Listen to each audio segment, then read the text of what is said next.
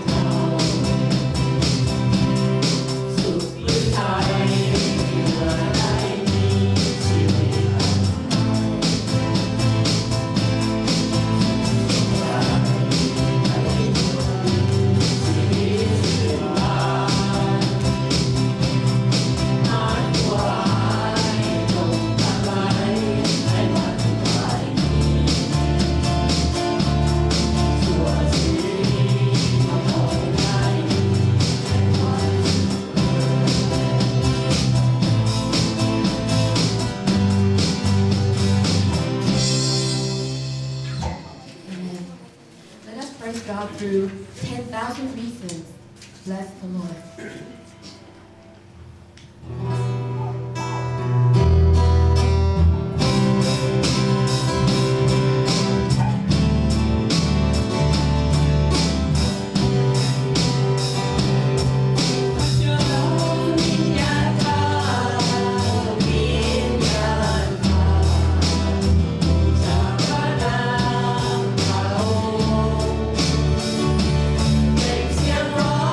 Hãy subscribe